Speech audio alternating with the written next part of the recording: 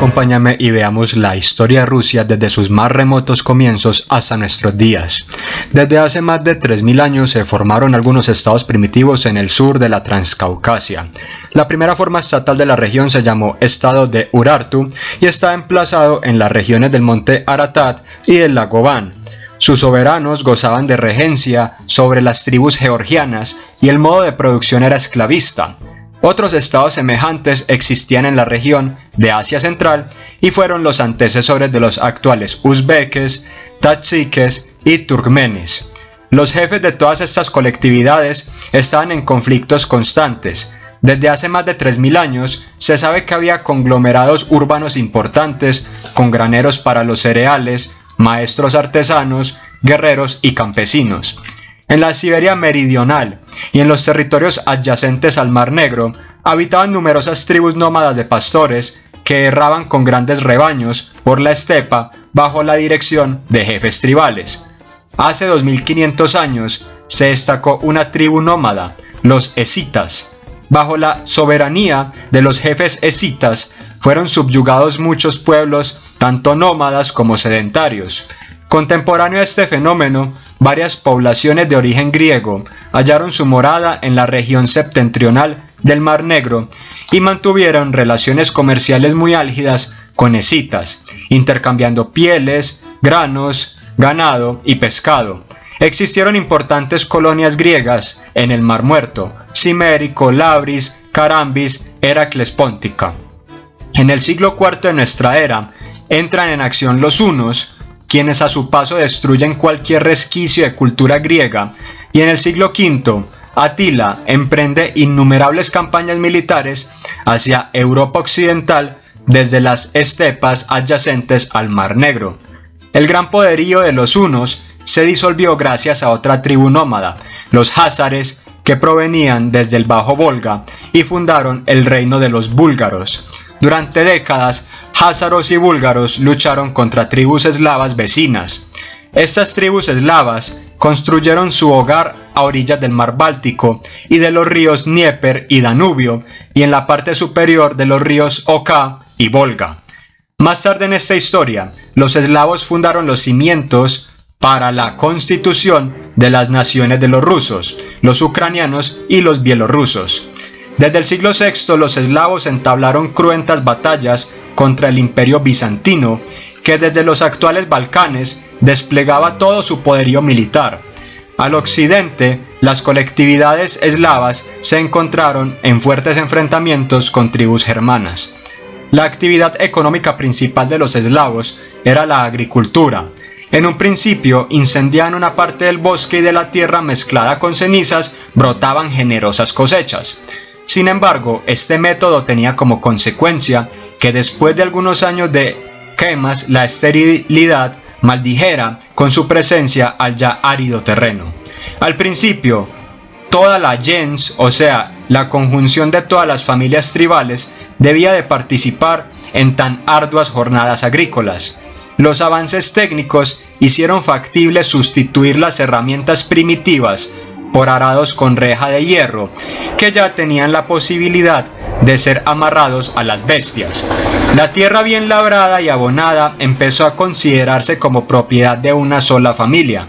Los jefes notables, ricos y poderosos de la gens se apoderaron de grandes parcelaciones de tierras idóneas para el cultivo, y a la vez que esto aconteció, se hicieron cada vez de más esclavos. Los dueños de los arados y de las bestias los prestaban a cambio de una amplia porción de lo cosechado, acrecentando así la hegemonía de una clase sobre otra. En el siglo VII se cuajaron las condiciones óptimas para la aparición de ricos terratenientes y labradores pobres, entre los que existían tanto hombres libres como esclavos.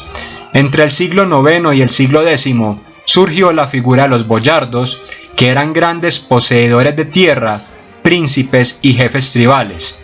Esta clase alta comerciaba con griegos y germanos. Entre sus productos se encontraban la miel, el trigo, la cebada y también los esclavos. En el siglo IX, los varegos procedentes desde el mar Báltico saquearon a los pueblos eslavos y se establecieron en Novgorod. El príncipe Rurik sometió a los eslavos a fuertes tributos y estableció relaciones comerciales con Bizancio. A este le sucedió el belicoso príncipe Oleg, quien se movilizó hasta Kiev y estableció allí la capital. Desde el principio del siglo X, el principado establecido por los pueblos eslavos bajo esta dirección militar varega se transformó en el Rus de Kiev. Los conquistadores varegos se mezclaron con otros eslavos y adoptaron su idioma. Las frecuentes incursiones militares efectuadas por eslavos hacia Bizancio obligaron al emperador griego a pagar inmensos rescates y a establecer en el año 911 relaciones comerciales que fortalecieron al Rus de Kiev. A la muerte de Oleg le sucedió Igor, quien fue asesinado por los Drevlianos, un pueblo eslavo a orillas del Dnieper que estaba cansado de las fortísimas cargas tributarias, y un día decidieron tomar al príncipe, sujetarlo de ambos pies en dos árboles flexibles y soltarle para morir despedazado. La esposa de Igor, Olga, subió al trono y optó por efectuar una hórrida venganza. En un ejercicio diplomático, dijo a los drevlianos que pagaran un pequeño tributo de un par de palomas por familia para saldar sus deudas. Habiendo obtenido estas aves, los hombres de Olga untaron resina en las patas de las bestias, les encendieron fuego, y los pájaros desesperados volaron hacia sus nidos en el centro urbano que Olga deseaba atacar. El feroz incendio permitió a los soldados incursionar en tal ciudad y devastarla. La princesa Olga aprendió el arte de gobernar en el Imperio bizantino. Ella vio con buenos ojos a la religión cristiana predicada en cada rincón griego, porque ésta aseveraba que el poder del monarca era de origen divino. Hasta el siglo X los pueblos eslavos practicaban religiones naturalistas de tipo politeísta, es decir, veían en cada fenómeno de la naturaleza a una deidad, y realizaban sacrificios de animales, infantes y prisioneros. Olga creía que la religión cristiana era la única manera de unificar a todas las tribus dispersas en un solo estado. No fue sino hasta que Vladimir, nieto de Olga, se ganó la simpatía del emperador bizantino que el estado de Kiev se convirtió al cristianismo. Vladimir era un temerario conquistador, y sus campañas en contra de lituanos y búlgaros, además de la ayuda prestada al emperador de los griegos para sofocar revueltas internas, le valieron el respeto de todos. Vladimir se convirtió al cristianismo tras casarse con la hermana del emperador bizantino, y en el año 988 destruyó todas las imágenes y santuarios paganos. Hubo ceremonias masivas de bautizos en esa misma época. Hubo una gran emigración de sabios sacerdotes griegos que eran protegidos por los señores de la tierra. Estos sacerdotes introdujeron nuevas formas de arte, tradujeron los textos sagrados y los textos filosóficos al eslavo con la ayuda del alfabeto de Cirilio y Metodio, que crearon este sistema para hacer más fácil el proceso de educación y evangelización. A Vladimir sucedió Yaroslav el Sabio, quien acuñó el primer código de derecho para establecer los deberes, las obligaciones y los derechos de propietarios, esclavos, artesanos y campesinos. Todos, príncipes y sus guerreros, boyardos y sacerdotes, monjes, vivían explotando el trabajo de los esclavos y de los labradores libres. Estos últimos no eran siervos de la gleba en el sentido estricto de la palabra y poseían pequeñas propiedades y haciendas. En Kiev y otras ciudades había artesanos, comerciantes y la plebe. Los mercaderes comerciaban con los campesinos y con los artesanos, abastecían a los príncipes y a los boyardos y a sus respectivos guerreros. Los mercaderes más ricos negociaban con extranjeros.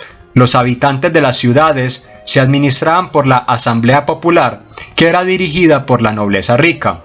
Para el siglo XIII, las luchas intestinas entre los familiares del príncipe Vladimir Monómaco, cuya madre era hija del emperador bizantino y cuya hermana estaba comprometida al emperador del Sacro Imperio Romano Germánico, terminaron por desintegrar la paz y estabilidad de Kiev. Los comerciantes tuvieron que buscar nuevas rutas comerciales gracias a que diversos pueblos nómadas asolaban a la población del desangrado principado. En este siglo, Novgorod se arraigó con mucho protagonismo. Novgorod estaba situada a orillas del mar Báltico y su vecindad estaba delimitada por varias ciudades suecas y alemanas con quienes entablaron ricas relaciones comerciales. Los suecos intentaron domeñar a Nóvgorod, pero el príncipe Alejandro Nevsky repelió estos ataques. Alejandro también se plantó frente a los cruzados alemanes que querían invadir territorios bálticos. Ahora bien, desde Oriente provenía una amenaza inusitada: los mongoles. Los mongoles desde el siglo XII estaban comandados por jefes tribales que poseían enormes extensiones de pastos para el ganado masivo. Hacia 1206, Genghis Khan formó un ejército gigantesco de varias tribus mongolas y tomó bajo su poder a gentes de Europa Oriental. La caballería de Genghis Khan era implacable.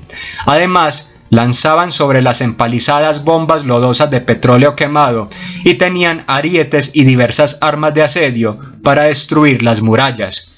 Tras la conquista de la China septentrional, Genghis Khan arribó al Cáucaso y sometió a los armenios y a los georgianos con grandes tributos. Para 1224, el ejército mongol ya tenía bajo su dominio a todos los pueblos del Cáucaso y aniquiló a los señores eslavos que se habían aliado. Batú, nieto de Genghis, arrinconó a los príncipes rusos, devastó a los pueblos de las orillas del Volga y estableció su estado de la Horda de Oro, dándole por capital Sarai. Se permitió gobernar a los príncipes locales, pero estos eran vasallos del Kanato. A principios del siglo XIV, Moscú empezó a ganar cierto protagonismo. Antiguamente era un pequeño villorio, pero resultó siendo un terreno idóneo para repeler las avanzadas de las hordas tártaro-mongolas. Iván el Kalitá, que reinó Moscú entre 1328 y 1331, era un hombre influyente, pues se ganó el favor del Khan, recaudó suficiente dinero para comprar aldeas, villas y principados y azuzaba los conflictos entre los mongoles y los pueblos vecinos. Valiéndose de estos medios, Kalitá agrupó montones de tierra alrededor del Principado de Moscú. Para 1380, el Principado ruso era tan poderoso que un nieto de Kalitá, llamado Dmitri, emprendió abierta lucha en contra de los mongoles. Mientras el poderío moscovita se fue fortaleciendo, el de los tártaros y mongoles se fue debilitando. No obstante, al oeste se fraguó un nuevo enemigo, la mancomunidad polaco-lituana. Los lituanos eran varios pueblos agrupados bajo un principado al oeste del mar Báltico. El príncipe lituano Jogailo se casó con la reina de Polonia, haciéndose de esta manera señor de lituanos y polacos. A mediados del siglo XIV, el rey Tamerlán, de origen turco-mongol, destrozó a la Horda de Oro y brindó apoyo al Principado de Moscú para acabar con el peligro que representaba la mancomunidad polaco-lituana. En 1462, el príncipe Iván III se hizo dueño de muchos territorios y poco a poco fue suprimiendo la amenaza tártaro-mongola y la amenaza polaco-lituana. Iván III emprendió una guerra contra Nóvgorod y a pesar de que los boyardos de la zona se aliaron con polacos y lituanos, este esfuerzo fue inútil. En el año de 1480, el Principado de Moscú se emancipó del dominio del Kanato mongol. Tras la victoria de Iván III sobre polacos, lituanos, mongoles y cruzados alemanes del Báltico, se hizo sobre todos los territorios de Rusia y Bielorrusia. Tras la caída de Constantinopla, en 1453, Iván III se casó con la emperatriz Sofía Paleólogo y se declaró a sí mismo heredero del Imperio Romano de Oriente. En el momento en que Iván III se declaró señor de todo el Rus, se consolidaron las bases para una explotación señorial cada vez más agravada. Nobles, terratenientes y monasterios gozaban de amplísimas porciones de tierra que eran cultivadas por campesinos que apenas si poseían chozas lúgubres y herramientas dignas del Paleolítico. Además de esto, el campesinado debía de darles a los señores parte de sus productos en ganado, mantequilla, etc. Entre los señores había una casta de caballeros a quienes eran otorgadas grandes extensiones de terreno debido a sus servicios militares. El nieto de Iván III, Iván IV, el Terrible, sufrió una dura infancia. Su padre Basilio fue asesinado por boyardos y la tiranía de esta clase terrateniente pesaba sobre su cotidianidad. A los 17 años, Iván IV se proclamó como el zar autocrático de toda Rusia, prescindiendo incluso, en gran parte, de los boyardos. En 1552, Iván IV, siguiendo los afanes expansionistas de su padre Basilio III, asedia Kazán, que poseía un formidable ejército y varios cañones. Así, toda la vía fluvial del Volga estaba ya en manos de los rusos. Iván el Terrible acabó con los boyardos, implantó a sus propios señores feudales y fortaleció el zarato, abriéndose hacia el Báltico y estableciendo rutas de comercio con los pueblos de Occidente. A finales del siglo XVI fueron anexadas las tierras de Siberia Occidental y los cosacos, colonos que habían huido hacia las estepas, fueron importantes en esta labor militar y fueron premiados por el zar. En 1613 fue convocada en Moscú una asamblea compuesta de delegados de los terratenientes, mercaderes y cosacos, que eligió al zar Miguel de la familia de los boyardos Romanov. En 1649, el zar convocó a la Dieta, una reunión de terratenientes y mercaderes, para decretar que los campesinos debían de estar sometidos a su señor de por vida, y por ende vinculados a única tierra sin posibilidad de libertad. En 1652, el zar Alejandro anexiona Kiev a Rusia, porque los terratenientes ucranianos estaban ya cansados del pesado yugo de los polacos. Y para finales del siglo XVII, todo el territorio de Siberia Oriental pasa a ser parte del régimen zarista. A finales del siglo XVII, Rusia dependía comercialmente de las casas comerciales de ingleses y holandeses. En 1695 asume el mandato Pedro I, quien comenzó con grandes procesos de modernización cívica y militar de Rusia, imitando modelos normativos, comerciales y científicos de Inglaterra. Emprendió una guerra contra Carlos XII de Suecia y fundó San Petersburgo. Las victoriosas campañas en el Báltico contra los suecos y en el Mar Caspio contra el Shah de Irán, además de las reformas al gobierno, la institución de un senado y de gobernaciones organizadas al estilo europeo, le valieron a Pedro I el título de emperador y a Rusia el de imperio. Todo esto ya para la muerte de Pedro en el año 1725. Pedro I creó 2.000 manufacturas por todo el territorio ruso. A diferencia de las incipientes industrias occidentales, tales manufacturas no gozaban con mano de obra libre, asalariada, sino con siervos obligados a ese trabajo para así garantizar a los comerciantes, dueños de estos negocios, mano de obra básicamente esclava. En 1762 asume la zarina Catalina II, después de que la clase noble planease el asesinato de su esposo Pedro III. Catalina otorgó enormes prebendas a los terratenientes y empleó más de 1 millón de siervos para la clase noble. Los campesinos se vieron obligados a trabajar a toda hora para los terratenientes. Los siervos lo hacían todo. Trabajaban como agricultores, herreros, cocineros, lacayos, cazadores y hasta como actores. En 1783 se anexionó el territorio kazajo, que durante mucho tiempo había estado bajo el dominio de sultanes y khanes.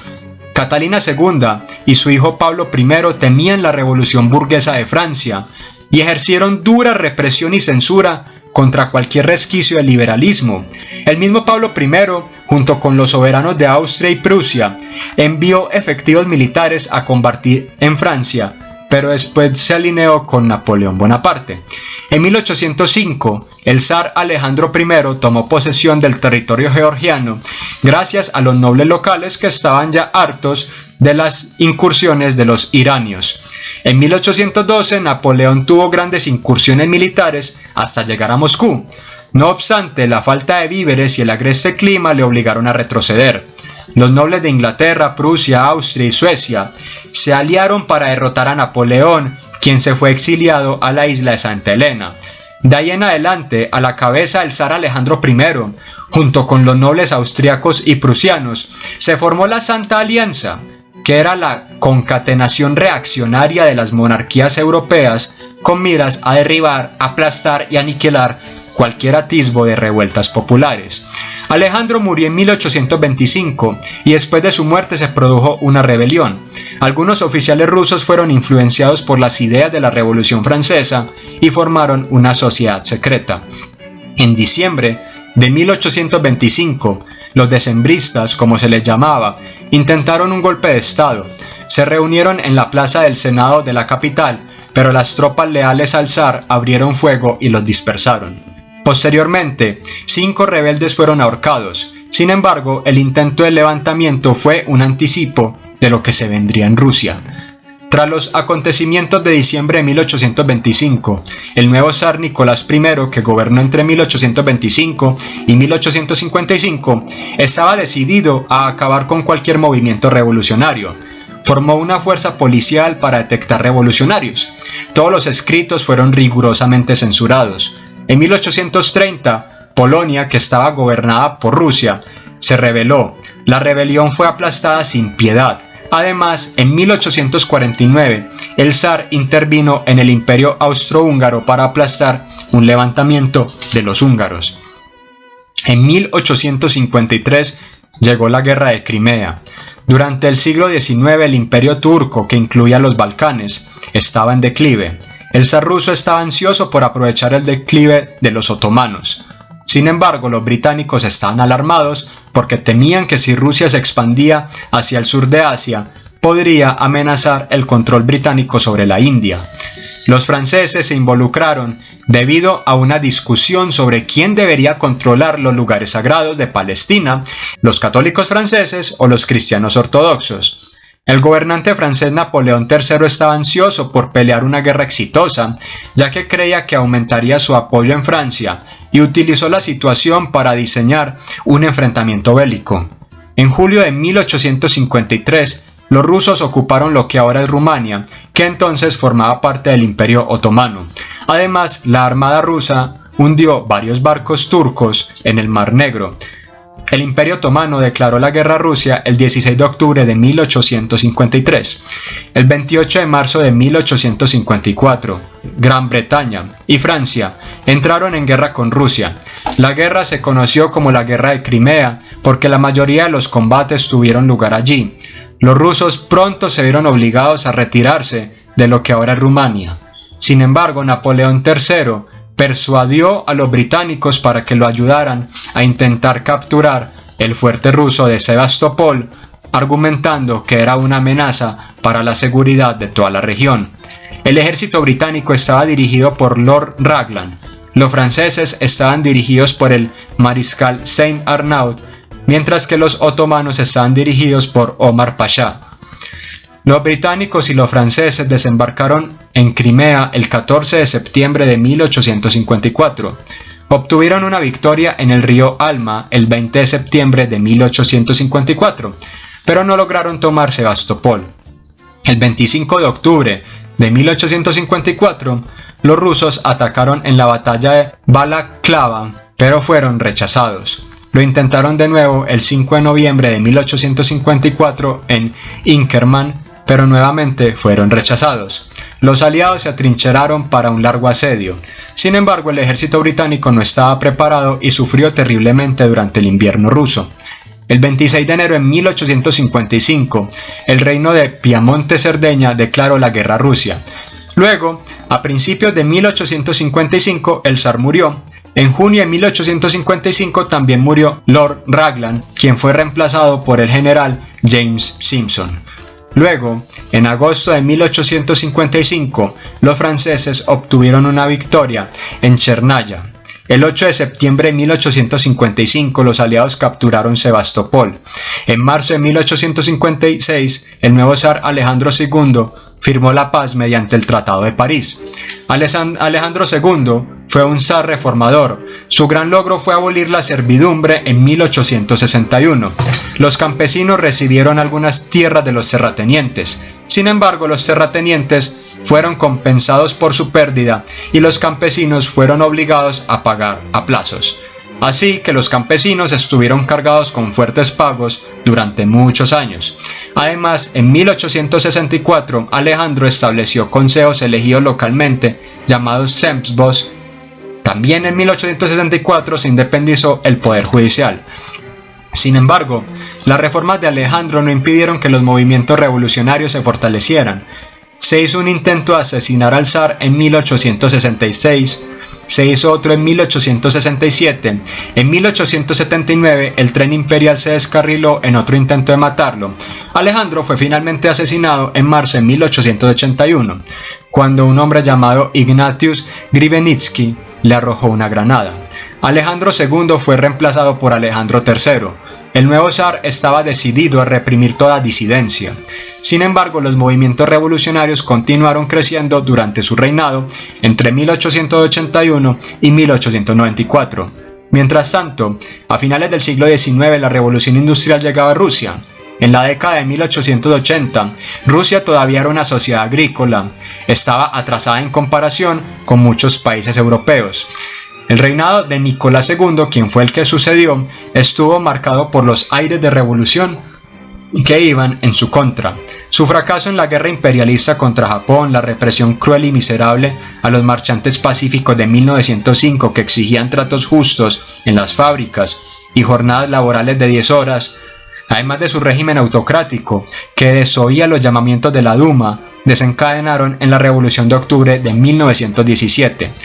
Entre 1918, cuando asesinaron al zar y su familia, y 1922, se vivieron enfrentamientos con los poderes reaccionarios de la antigua Rusia y los burgueses internacionales que querían devolver otra vez el territorio ruso a los explotadores, y al otro lado estaban los bolcheviques, el Ejército Rojo. En 1924 murió Lenin y asumió la dirección general del partido Joseph Stalin. En 1929 empezaron los planes quinquenales para fortalecer la industria pesada rusa y se llevó a cabo la colectivización de las granjas. En 1939, los alemanes rompieron con el pacto Ribbentrop-Molotov de no agresión y empezaron una incursión militar en Rusia, lo que hace que Stalin declare la guerra a Alemania en 1940. Los alemanes y los rusos libraron una gran batalla de tanques en Kursk en julio de 1943. El resultado fue una contundente victoria rusa. Posteriormente el Ejército Rojo avanzó rápidamente. En noviembre del 43 liberaron Kiev. A principios de 1944, el Ejército Rojo entró en los estados bálticos. En junio comenzaron una ofensiva masiva en Europa Central. Rumania se rindió el 23 de agosto de 1944, aunque Bulgaria no estaba oficialmente en guerra con Rusia, había ayudado a los alemanes, así que en septiembre Rusia declaró la guerra y ocupó Bulgaria. Finlandia se rindió en septiembre de 1944. En enero de 1945 los rusos avanzaron por Polonia. En abril entraron en Berlín. La Segunda Guerra Mundial terminó el 8 de mayo del 45. La Gran Guerra Patria, como se la llamó en Rusia, causó un sufrimiento terrible al pueblo ruso. Millones de ellos murieron. La Unión Soviética logró varios triunfos. En 1957 lanzaron el primer satélite artificial del mundo, el Sputnik. El 12 de abril de 1961, Yuri Gagarin se convirtió en el primer ser humano en viajar al espacio. Khrushchev también promovió una política de coexistencia pacífica con Occidente en la década de 1960. Khrushchev fue depuesto mientras estaba de vacaciones en el Mar Negro en octubre de 1964 y fue reemplazado por Leonid Brezhnev. Durante el mandato de Brezhnev, la economía soviética se estancó y se gastaron grandes cantidades de recursos en las fuerzas armadas. Brezhnev envió fuerzas soviéticas para ocupar Afganistán en diciembre de 1979 y arrastró a Rusia a una guerra larga y destructiva. Además, durante la década de 1970 el crecimiento económico soviético se desaceleró y en 1980 se detuvo por completo. El pueblo ruso dependía del grano importado del oeste. Cuando murió en 1982, Brezhnev fue sucedido por Yuri Andropov, quien murió en febrero de 1984. Él a su vez fue sucedido por Konstantin Chernenko, quien murió en marzo de 1985. Mikhail Gorbachev se convirtió en el líder de Rusia a partir de esa fecha. En 1989 los acontecimientos comenzaron a moverse rápidamente. En primer lugar, el ejército ruso se retiró de Afganistán. En segundo lugar, muchos regímenes colapsaron en Europa del Este. Además, el nacionalismo creció, especialmente en los estados bálticos, que estaban fuertemente influidos por Estados Unidos. Finalmente, en marzo de 1990, Lituania se declaró independiente. Gorbachev se negó a reconocer el movimiento, pero no pudo doblegar este esfuerzo lituano. Mientras tanto, estallaron disturbios en otras repúblicas soviéticas. El 18 de agosto de 1991, un grupo de conservadores intentó un golpe de Estado. Gorbachov fue detenido en Crimea. Sin embargo, las facciones reaccionarias rusas, encabezadas por Boris Yeltsin, protestaron y el 21 de agosto fracasó el golpe. Gorbachov fue liberado y hasta ese momento duró la Unión Soviética. Espero que si te ha gustado el video te suscribas, nos veremos en una próxima ocasión.